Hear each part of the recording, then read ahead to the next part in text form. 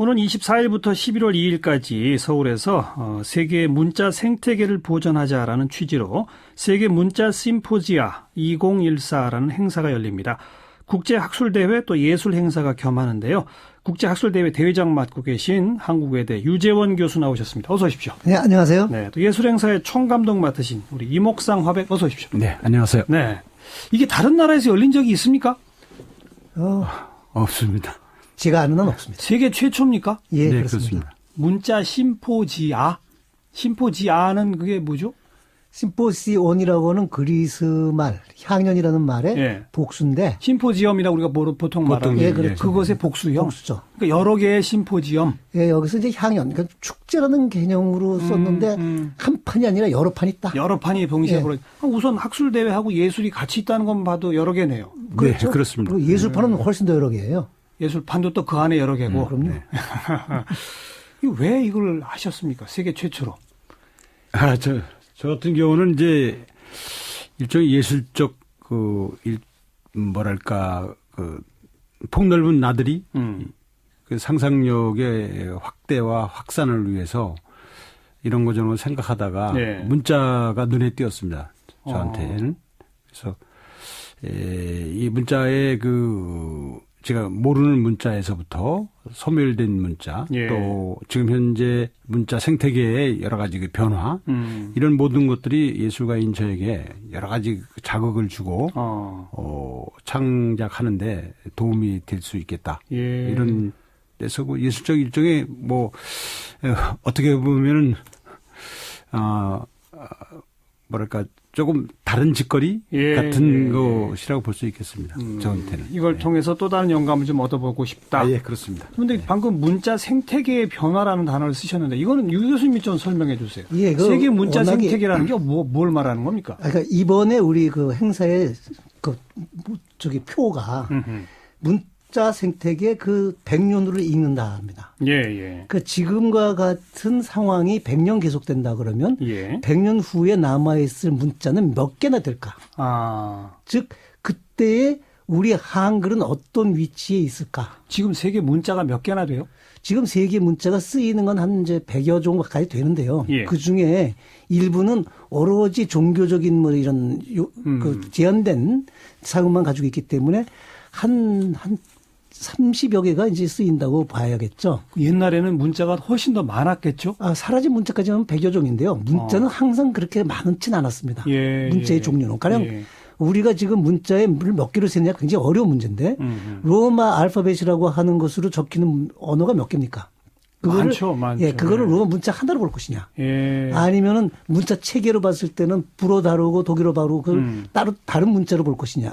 또는 그냥 형태적으로 봤을 땐 그리스 알파벳, 네. 로마 알파벳, 이렇게 기릴 알파벳 이런 식으로 봤을 때 또 줄을 져. 예. 그래서 문자의 수를 세는 건 어떤 관점을 취하는 데에서 많이 다른데 그냥 우리가 흔히 그 나라의 공용 문자로 쓰이는 걸로 봤을 때는 한 30개 정도를 볼 수가 있고. 30가지 정도밖에 예. 안 됩니까? 그 정도, 그 중에 말이죠. 언어의 종류는 훨씬 더 많잖아요. 그래서 말로가 들어가면 수천 개가 되죠. 네. 그러니까 그 언어들이 표기되는 문자의 숫자는 극히 제한돼 있고. 그렇죠. 더군다나 문자 발생학적으로 보자면 현재 쓰이고 있는 문자는 한글, 한자 계통, 그 한자 계통에서 나온 게 이제 가나 문자죠. 네, 네. 그 일본에. 일본. 예. 그리고 그다음에 아랍 문자니 이런 것들 아랍 문자나 그다음에 그 그리스나 로마 알파벳은 모두 이집트 상형 문자에서부터 나왔어요. 예, 예. 그리고 인도의 브라흐미 문자들 그 문자가 아랍 쪽에서 온 것이다 아니면 고유한 것이다 이렇게 분분합니다만 그렇게 보면 기본적으로 3개 내지 4개뿐이 안 됩니다. 야, 그렇게 치면 한글이 정말 대단한 거군요. 그리고 진짜 만약에 우리가 마지막에 탄생된 한글이 없다면 우리는 미개 민족이죠. 그렇죠, 그렇죠. 그러니까 문명 민족이냐 미개이냐를 따지는 게 알겠습니다. 문자를 가지고 있느냐 안 있느냐인데 우린 막차 탔어요. 세종대왕 때문에. 그러니까 언어도 수없이 많이 사라져가고 있고 문자도 사라져가고 있고 줄어들고 있고 그런 문자 다양성이 줄어든다는 것 이건 무엇을 뜻하는 겁니까? 결국 인류 문명이 획일화되고 획일화 똑같아진다. 축소되고 그리고 대부분의 경우는 이제 사라지는 거죠. 한마디로 얘기해서. 문자가 사라지면 문자권이 만들어냈던 문명 자체가 소멸되는 것이기 때문에 예. 이건 어마어마한 인류의 손실이라고 볼 수 있겠습니다. 정치 경제적으로도 영향이 클까요? 네, 그러면요, 뭐 엄청나죠. 결국 어떤 문자를 쓰느냐에 따라서 그 문자를 쓰게 되면 자기 본래 갖고 있던 문자를 포기하고 쓰게 되면 그건 그 자체가 식민화되는 것이기 때문에 네. 결국 문자의 소멸은 문명의 소멸이고 맞아요. 민족의 소멸이고 문화의 소멸이라고 볼 수 있습니다. 하긴 일제 시대 때 이 일제가 우리한테 일본어 가르치고 한글 못 쓰게 하고 막 그러지 않았었습니까? 네. 근데 이거 이래요. 중세 1000년 동안 라틴어가 완전히 학문어, 예. 유일한 학문으로 이제 사용됐을 때 예. 중세의 학문과 문명은 아주 침체기였어요. 발전하지 않죠. 어허. 그다음에 9세기에 그 당나라에서 분서갱유 같은 거 큰 거 했잖아요. 분서갱유. 그리고, 예. 분서갱유는 그 전이지만 9세기 때 또 크게 이제 그 외래 종교를 누른 적이 있거든요. 네, 네. 그러고 나서 한자가 어허. 동아시아를 지배했을 동안에 별로 큰 발전 못했어요. 예, 예. 그런데 비해서 르네상스라고 하는 건 딴 게 아니라 라틴어를 버리고 각자 자기의 나라 말로 자기 문자로 학문한 거거든요. 그렇죠. 그렇게 되면서 엄청나게 독일은 발전했죠. 독일어로, 프랑스는 프랑스어로, 예. 이태리는 각자 이태리어로. 그렇죠. 그러니까 그 문자의 다양성이라는 건 언어의 다양성이고 또 그 문자가 단순한 문자가 아니라 학문을 하는 문자여야 돼요. 학문어로서. 예, 학문으로서의 예, 문자여야 돼요. 예. 그 학문을 잃게 되면 다 잃어요. 예. 그러니까 그 학문어로서 다양한 생태계가 있을 때 문명은 발전했고 네. 하나의 패권적인 문자에 의해 가지고 지배받을 때 그 문명은 쇠퇴해 갔고 결국 소멸해 갔거든요. 혹시 이런 그 문자나 언어 같은 거 소멸하는 걸 막기 위해서 유네스코나 이런 기관에서 무슨 노력 같은 거 안 합니까? 예, 지금 하고 있는 것은 이제 아무도 모르는 사이에 죽다라는 책에 나왔듯이 사라져가는 언어를 기록하는 적어놓고. 예, 그런 그 기술 언어학적인 그런 그 디스크립티브 링구스틱스죠. 그런 노력은 하고 있지만 예. 그 문자를 학문을 지켜서 그 문자의 다양성을 지켜야겠다. 이런 운동은 지금 아직 없습니다. 혹시 선진국들은 말이죠. 자기네 언어, 자기네 문자, 미국 같으면 영어나 일본이 뭐 중국, 강대국들 그런 것을 사용하는 인구도 많고 뭐 파급력도 크고 하니까 다양성보다는 자기 언어로 통일되는 획일성을 더 좋아해가지고 혹시 이런 노력 안 하는 거 아닐까요? 오히려 문자 패권주의가 지배하는 그러니까요. 세상이죠, 현재. 예, 예. 더군다나 이제 인터넷 세상이 되면서 세계의 문자 생태계가 급변하고 있습니다. 영어 중심이죠, 사실. 예, 그렇게 되죠.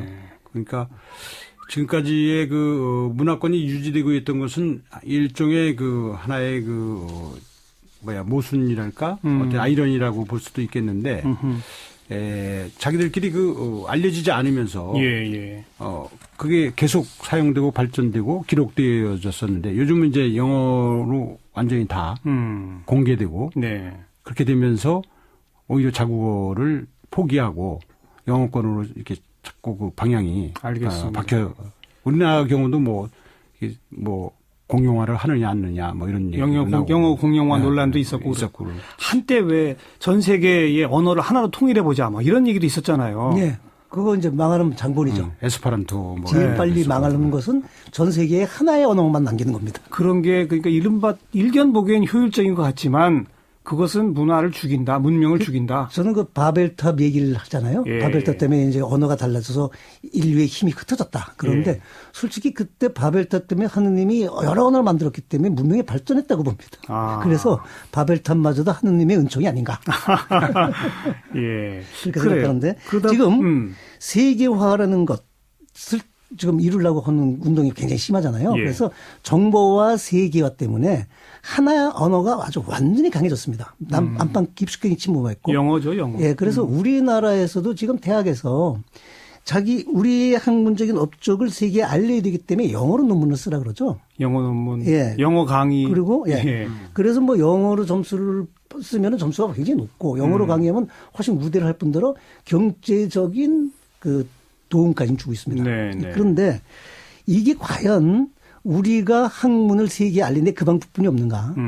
그게 아니라 우리가 우리 말로 학문을 한 것을 번역을 통해서 알리는 방법. 그렇죠. 일본이 양반약 번역에 의해서 선진국의 학문을 번역해서 자기 말로 받아들이고 자기 말로 공부한 다음에 좋은 논문 쓴 걸 영어로 번역해서 지금 7명의 노벨 물리학상을 받은 학문적 업적을 냈어요. 일본이 그렇죠. 굉장히 강한 학문적으로 강한 나라입니다. 그런데 학문적으로 강한 나라가 세계의 강대국이에요. 네. 르네상스에서 자기 말로 학문한 순서가 영국, 프랑스, 독일 이렇게 나갑니다. 그게 바로 강대국이 된 순서죠. 그러네요. 그다음에 지금 세계에서 가장 강국이 어디입니까? 영어 쓰고 있는 나라죠. 미국이잖아요. 미국? 예, 예. 그 나라가 학문이 제일 발달했죠. 예, 그 다음쯤 가는 게 프랑스도 됐겠죠. 그런데 그 다음으로 센 나라예요. 일본 굉장히 학문적 강국 아닙니까? 네. 일본 강국이에요. 예. 중국 마찬가지고. 그러니 학문과 그 나라의 경쟁력은 그대로 비례해서 나갑니다. 알겠습니다. 영어 논문, 영어 강의가 아니라 우리 논문 해서 나중에 번역하면 되는 거 아니냐? 그렇죠. 네. 그런 그리고 세계문자연구소가 네. 앞으로 해야 될 일 중에 하나가 이 양방향 번역입니다. 네. 그러니까 아주 이것을 잘 표현한 것이 로마가 그리스를 정복했지만 그리스어가 로마를 정복했다. 아. 그러니까 결국은 그 힘으로 로마가 그리스를 정복해서 눌렀지만 결국 지금 남아 있는 것은 그리스 문명이 예. 문자가 남아 있고 예. 로마는 정복당한 거죠. 결국 문화적으로. 알겠습니다. 지금처럼 만약에 모든 그 학자들이 영어로 논문을 쓰고 영어로 책을 내면은 100년 후에 우리 후손들이 한글로 읽을 수 있는 게 뭐가 있을까요? 점점 한글을 또 안 하려고 하겠죠. 그렇게 되면 지금 어느 나라처럼 예. 초등학교 1학년 첫 시간에 영어 알파벳 가르치고 영어 문법 가르치고 영어 가르쳐야 되는 날이 옵니다. 그러면 우리 민족의 정신은 죽는다. 말은 안 죽어요. 문화도 문명도 죽는다. 그러나 한글로 읽을 만한 고급 정보나 지식이 없게 되는 거죠. 네, 네. 사고력이라는 것은 결국 그 모국어로 사고한다고 볼 수 있는 그렇죠. 거거든요. 이 모국어로 사고할 수 없게 되는 순간부터 모든 것이 사고 체계라든가 이런 것이 다 바뀌어져야 되기 때문에 그렇죠. 그것은 아마 극복하는데 수천 년이 걸릴 겁니다. 모국어로 만약에 생각하는 한다면. 거, 네. 그 생각한 것을 학문적으로까지 표현하려면 반드시 문자가 있어야 되고 그럼요. 네. 그런 의미로 이 세계 문자 심포지아 2014 세계 최초로 이걸 네, 만드셨는데 그러니까 구비문학은 있어요. 구비학문은 없습니다. 그런데 학술 대회와 예술 행사를 겸한 것도 매우 독특합니다. 예술 행사가 이런 데 끼어드는 거 참 잘 이해가 안 갈 수도 있어요. 이건 이목상 회백이 조금 설명해 주세요.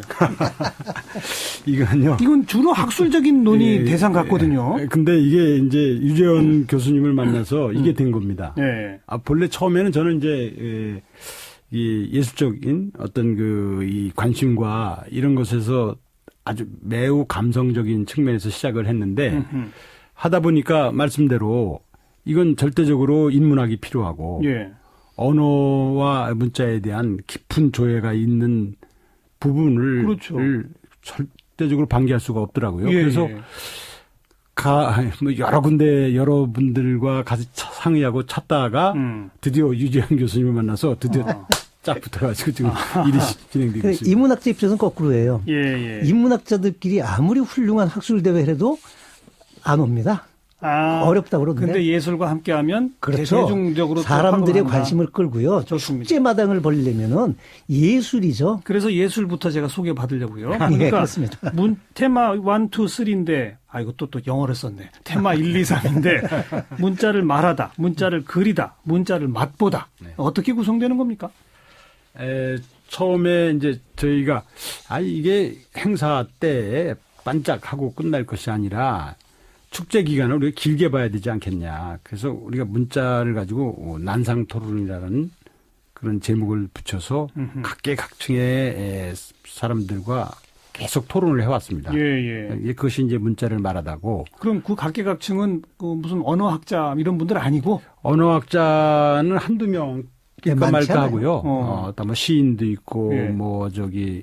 출판업에 종사하는 분, 활자 하시는 분, 예. 미술도 미래학자 등등 언어 내지는 이제 문자를 어떻게 폭넓게 볼 수 있을 것인가 다각도로 조명하는 그런 조금이라도 문자랑 관련이 있는 다양한 분들 그런 분들이 말하는 거고요. 그다음 만났고 문자를 그리다는 문자를 어떻게 하면 시각적으로 한눈에 들어오게 할 수 있겠느냐. 그래서 인포그래피를 만들었습니다. 19개의 인포그래피를 만들어서 이번 행사 기간에 보여드릴 겁니다. 그 문자 없는 세상은 어떨 것인가. 또 문자와 종교의 관계는 어떤 것인가. 필기도구는 어떤가. 그 19개 인포그래피는 9개. 9개요. 그 다 다양한 언어들을 가지고 이렇게 만들어진 겁니까? 그렇죠. 주제별로 했다고. 주제별로 전 세계에 현존하는 문자를 다각적으로 이제 보면서 그걸 하나의 그래픽으로 만들었습니다. 예. 꽤 볼만할 거예요. 예. 그리고 마지막 문자를 맛보다. 문자를 제가 맛보다는 지금 말하다와 그리다까지는 금방 이해가 돼요. 네. 어떻게 맛을 봅니까, 문자를? 문자도 맛이 있어요. 그러니까 구색을 좀 맞추기 위해서 그랬지만 오감에 좀 연결되게끔 하기 위해서 맛보다라고 했는데 저희들이 테이블을 준비해서 네. 이 작가들에게 나눠줬습니다. 예.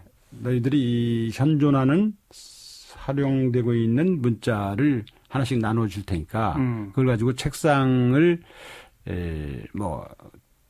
이 파든 긁든 아니면 여기다 이제 미디어 아트를 쓰든 이게 판을 이제 책상에 만들어주면 그 책상이 있으면 사람들이 모이잖아요. 그것이 식탁이 될 수도 있고 토론의 장이 될 수도 있고 혼자 연구하는 장이 될 수도 있고 그래서 작은 모임의 장소를 여기저기 22개를 만들어 가지고 그 각 책상은 어떤 특정 문자를 가지고 뭔가가 만들어져 있는 조형물이 되는 거고 거기에 모여서 또 이야기해봐라. 그래서 이제 그분이 주인이 돼서 여러 가지 행사를 꾸며봐라. 네. 퍼포먼스를 하든 하여튼 춤을 추든 노래를 부르든 연극을 하든 잘하겠습니다. 모르는 문자 배워도 보고.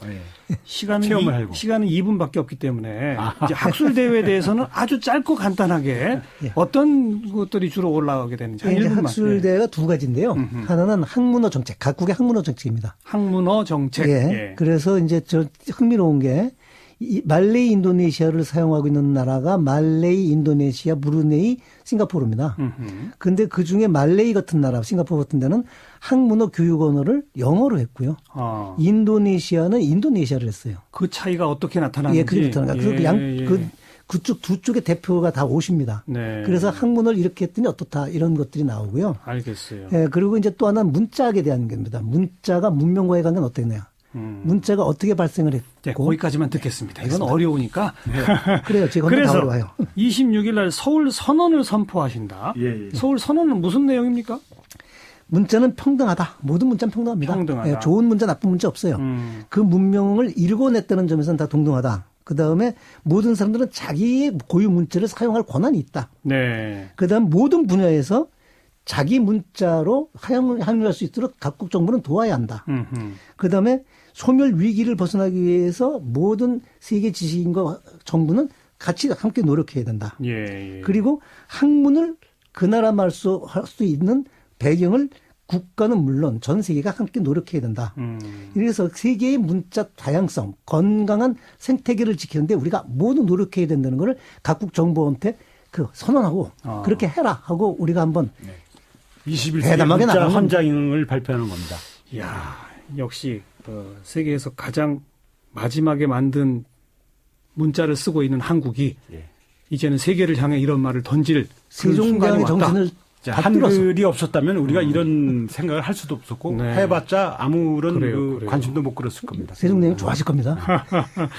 어떻게 들으면 아주 어렵고 그렇게 딱딱하게 느껴지기도 합니다만 친숙하게 즐길 수 있는 여러 가지 예술 작품들도 또 함께 하신다고 하니까 체험 프로그램도 굉장히 많습니다. 동시에 또 학술 행사 같은 걸 지켜보면서도 딴 건 몰라도 한글을 갖고 있는 우리에 대한 자부심 같은 것만큼은 분명히 확인할 수 있겠네요. 이번 행사를 통해서. 세계 반응이요. 한글을 가지고 있기 때문에 우리가 이렇게 주도권을 잡는 것에 대해서 이런 걸 할 수 있다는 거죠.